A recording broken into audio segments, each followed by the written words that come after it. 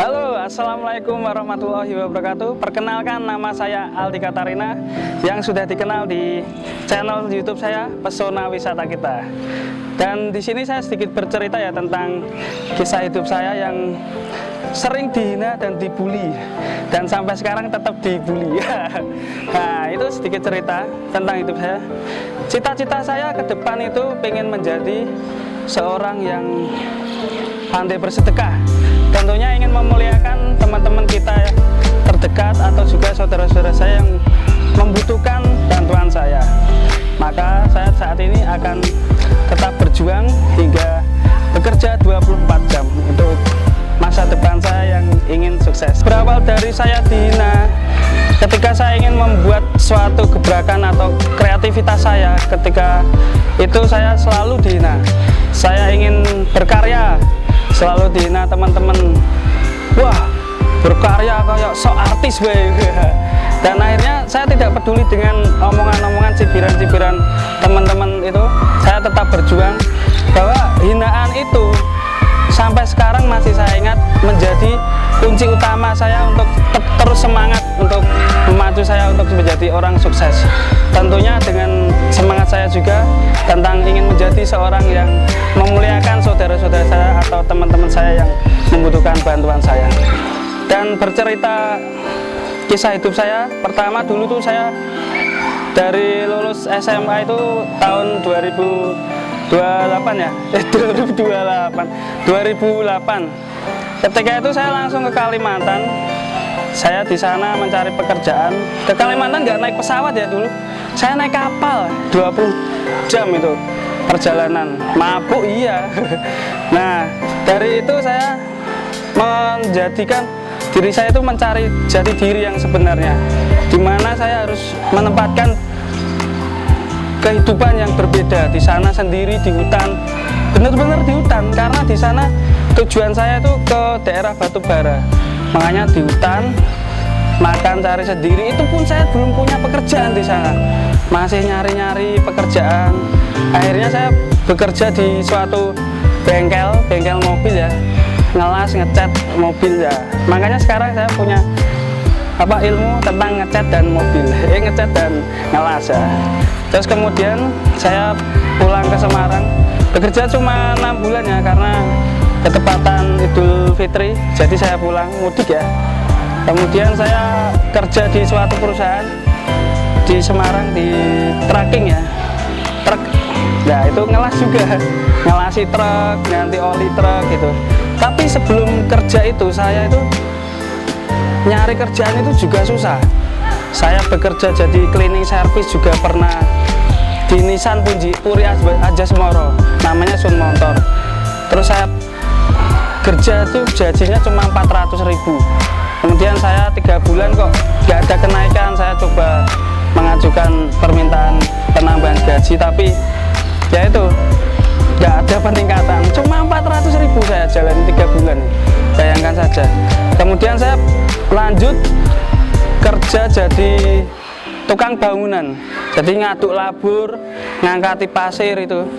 Dan itu pun saya juga dibully, bukan cuma teman-teman saja, dibully sama anak kecil yang punya rumah bangunan itu. Kayak dibalangi watu, dibalangi buah-buahan yang kecil-kecil itu. Sama aja, emang apa wajah saya itu seperti orang yang selalu ingin dibully ya. Ya, dari kisah itu saya baca-baca koran di rumah itu. Kemudian saya menemukan ada lowongan kerja. Saya ngelamar, diterima. Tapi selang 1 minggu, kok saya ada cobaan aja. Ketika itu saya lagi piket ya, piket, ada truk itu solarnya tuh kayak bocor gitu loh. Kemudian saya kasih ember, kayaknya sepertinya saya iba, kasihan kalau nanti habis solarnya. Kemudian saya benerin, saya kasih ember. Lah kok Seninnya itu saya dicari sopir truknya, dikira saya nyuri. Saya digeret-geret ke warung, kemudian saya dikira maling. Saya nggak maling pak. Maling itu nggak bakal bisa jujur, maling nggak bakal jujur. Kemudian saya dibawa ke satpam. Kamu kok kalau nggak jujur nanti saya laporin polisi, itu ada polisi. Loh, saya beneran nggak maling Pak. Akhirnya saya bicara sama sopirnya itu, Pak, ini beneran saya nggak nyuri. Kalau emang Bapak minta ganti rugi, ini saya kasih 400, tapi saya nggak ikhlas Pak. Sampean orang jalan, hati-hati di jalan. Dan Bapak Satpam, hati-hati, jangan mengambing hitamkan saya. Akhirnya nggak selang beberapa hari, Satpam itu dipanggil sama manajer saya. Woi, kenapa anak buah saya kamu seret-seret, nggak bilang saya? Manajer saya bilang gitu. Terus kemudian akhirnya Satpam itu selang 1 bulan dikeluarkan, dan si sopirnya itu nggak tahu ada kabar gimana, nggak tahu ada kabar. Karena posisi itu posisi waktu puasa ya teman-teman. Saya itu benar-benar di pojokan, dikambing hitamkan, padahal saya orang baru di situ, nggak tahu apa-apa. Mana mungkin saya menyolong solar, buat apa? Nah, selang berapa waktu kita berjalan, saya kemudian mencoba jualan donat bakar di suatu kampus. Itu mulai saya dididik untuk menjadi seorang wirausaha ya, di dekat kampus Unisula Semarang namanya. Nah, kemudian itu saya berjalan tuh selama 3,5 tahun. Selama berjalan 1 tahun, saya itu ada ojol namanya Gojek. Saya menyebut merek gak apa-apa ya. Nah, Gojek masuk mendirikan GoFood dan lain-lain lah. Nah, kemudian GoFood itu ramai sekali datang, teman-teman Gojek datang, sampai saya tuh akrab ya sama teman-teman Gojek itu. Sampai dan akhirnya saya berpikir, gimana ya kalau dapat jadi Gojek ya.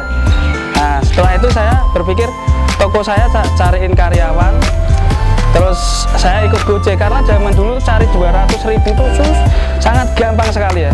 Pagi berangkat jam 6 pagi, terus siang jam 2 siang itu sudah bisa mendapatkan 200.000, enteng banget ya.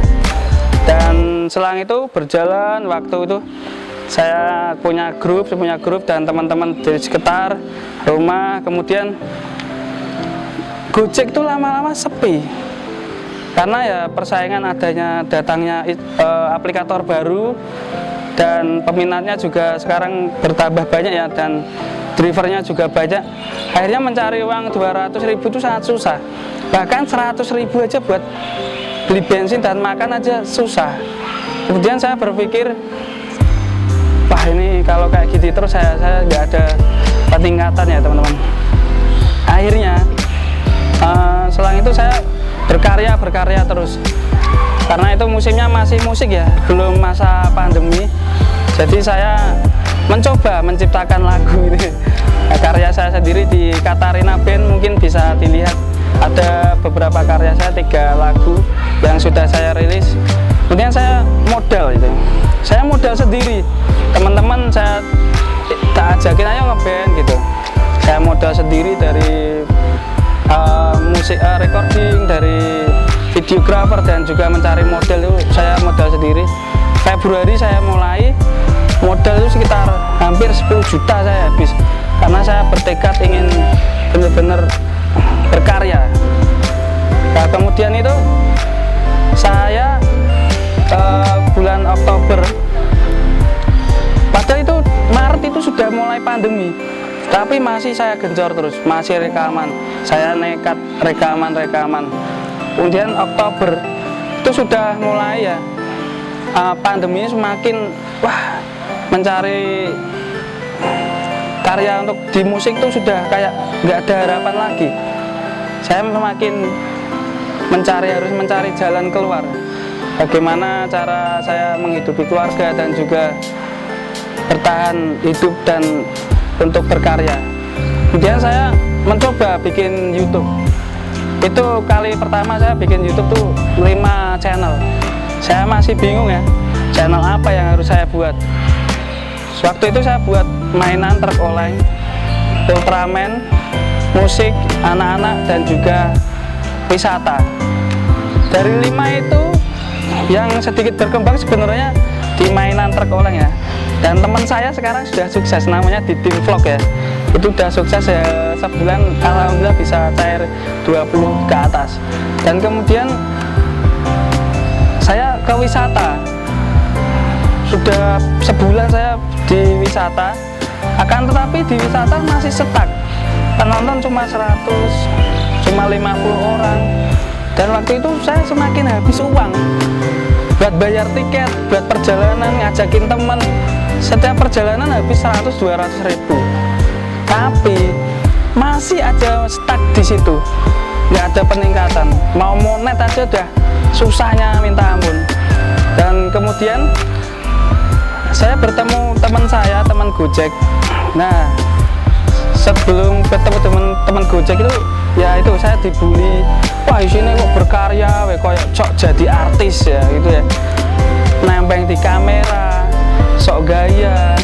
Sebenarnya itu bukan harapan saya sok gaya atau gimana ya, karena itu sebuah seni karya.